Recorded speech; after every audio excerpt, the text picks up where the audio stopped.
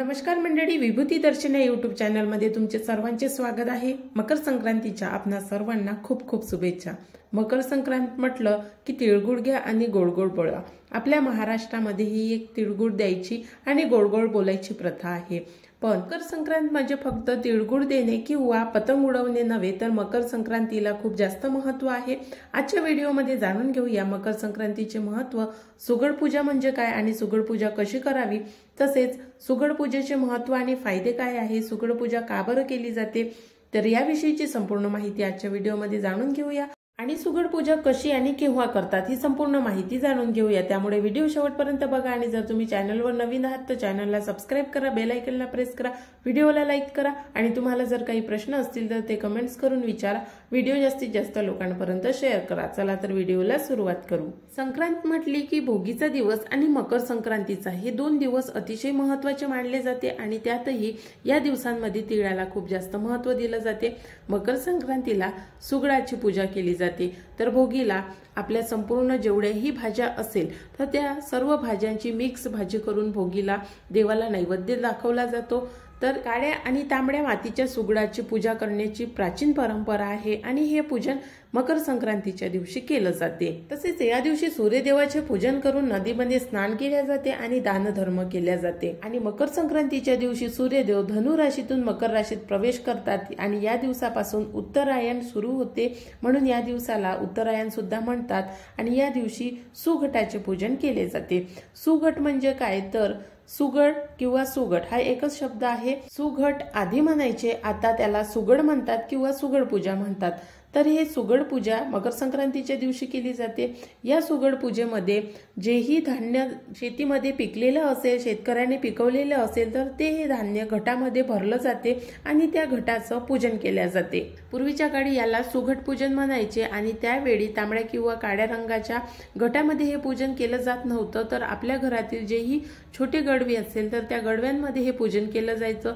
शेतातील पिकलेल्या धान्याला या घटात भरून मकर संक्रांतीच्या दिवशी यांचं पूजन व्हायचं। या पूजनामध्ये हरभरा, गाजर, ऊस, वालाच्या शेंगा, मटरच्या शेंगा, गव्हाच्या ओंब्या, बोरं, भुईमूग, तूर यांना एका घटामध्ये भरून यांचं पूजन केलं जायचं।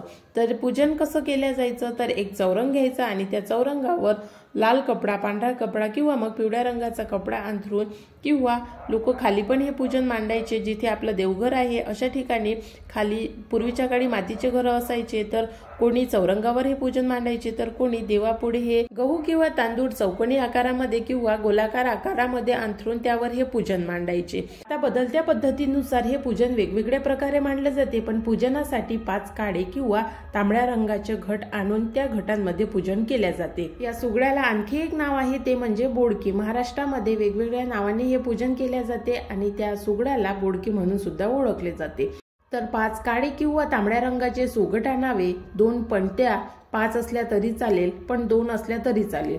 नवा कोरा कापड सुती असावा आणि पांढऱ्या रंगाचा दोरा, हळद कुंकू, फुले, तिळगुळ, नैवेद्य, तसेच जेही वाणं सांगितलेले आहे वाणामध्ये ऊस, गाजर, गव्हाच्या लोंब्या, मटर, हरभरे, भुईमूग, बोरं, वालाच्या शेंगा किंवा तुरीच्या शेंगा, जेवढेही वाणं तुम्हाला मिळतील तेवढेही वाणं तुम्ही या घटामध्ये पूजनासाठी ठेवू शकता।